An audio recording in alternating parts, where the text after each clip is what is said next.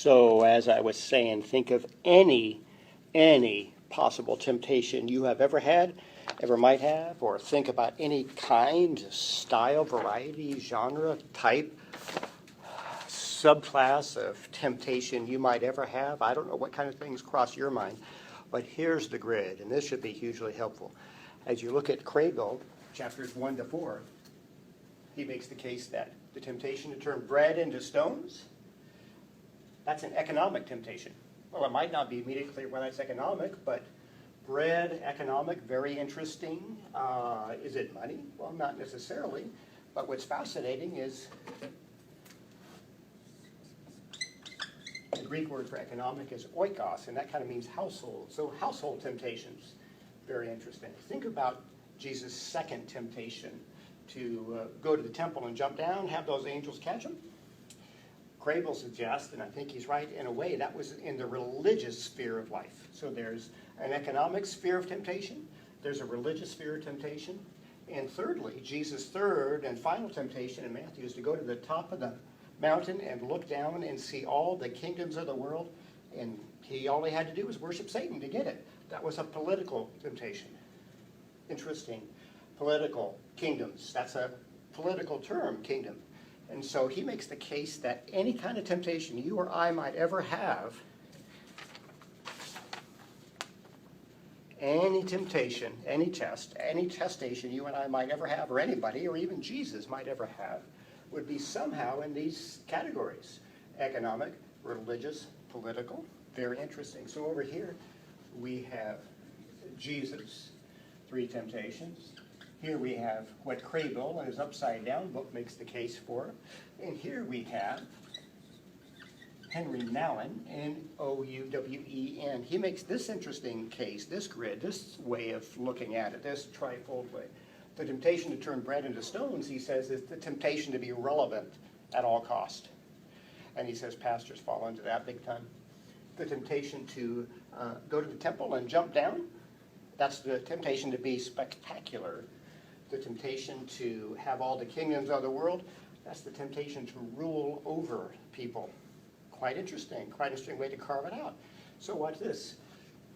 Think again about any kind, style, sphere of temptation. What realm of life might it fit? Is it economic? Is it religious? Is it political? Crable says you can put anything in there. Is it temptation to be relevant, spectacular, or rule over? Nouwen says you could put anything in there and find it in the grid. The early church fathers and mothers said, interesting, maybe this could be money, sex, and power. Jesus turning stones into bread. Is that economic? Is that temptation to be relevant? Is that temptation to money? So take a look at that chart, and it's also posted for you. But I think what's most helpful to remember is that Jesus, I'm not making this up here, I'm on page 34 of the Upside Down Kingdom, second full paragraph. The temptations faced by Jesus offered real social detours. The threefold test promised to fulfill Jewish hopes for a Messiah who would defy political oppressors, feed the poor, bask in miraculous approval from above. Following the test, Luke says the devil departed from Jesus until an opportune time. Here's the part underlined. This suggests that these enticing shortcuts didn't evaporate after 40 days in the wilderness. They continually plagued Jesus throughout his ministry. I don't know where you're tempted. I don't know what particular realm is the worst for you. I don't know, but some of you know, if you've been to the North Fresno Center, that over here, there's a window. Great view. You get to see some of our competitor colleges. But what if I was tempted to jump, either to prove something or either as a suicidal attempt? What kind of temptation would that be? So where do we fit it into that kind of category?